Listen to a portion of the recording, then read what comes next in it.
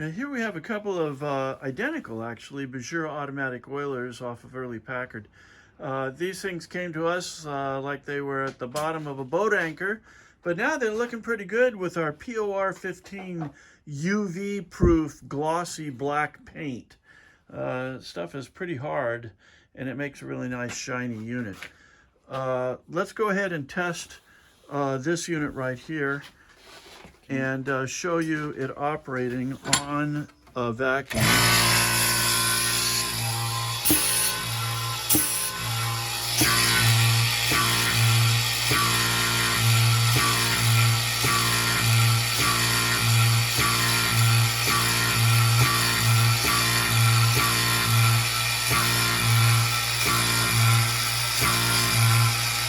Well, looks like that's about it. These units here are a little bit different than some of the other BiJurs we've tested. We've actually had other BiJurs take the pressure right off the scale of the needle and wrap it all the way down there in excess of 600 psi.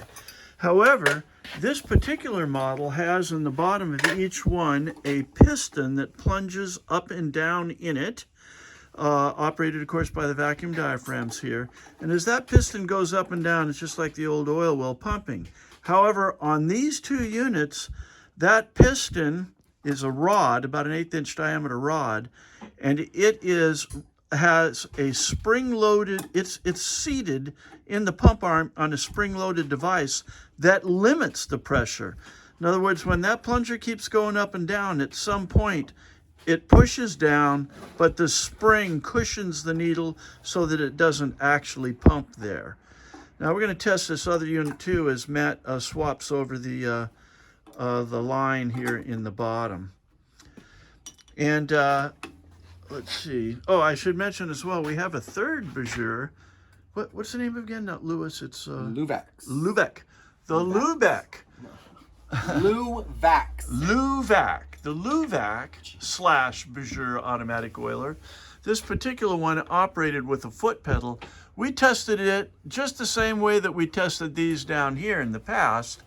And being a foot operated unit, it operates very similar to the handbrake style pull BiJur. And its maximum pressures is only about 110 psi. Apparently that's all you really need to get the lubrication through into the system. So now it's going to tighten this thing up here. By the way, this unit here came with a damaged fuel tank sending unit mechanism in it. Do you have the thing you can show them that right now? We were able to retrieve, oh, there you go, he's pushing it down into the fluid. We were able to retrieve that signal mechanism now. We did have to put a new cap on the top of it in order to access it, but that's fine. It works very well. So we're ready to pressurize the second unit.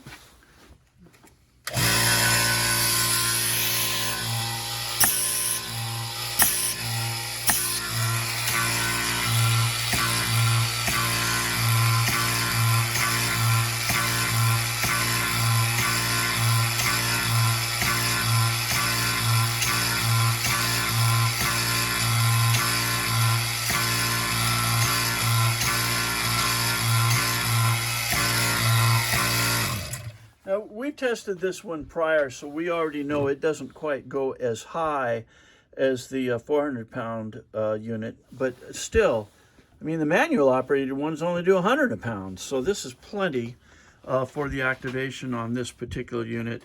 Probably the piston that has the little coil spring on it. It's just a little bit less pressure than this one over here.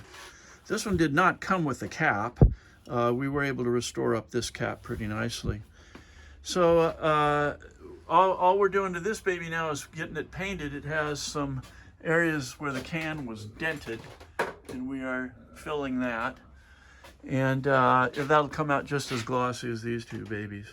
Is there anything else there, Matt? I think that's it. So yeah, they're clean, shiny, and operational. Thank you.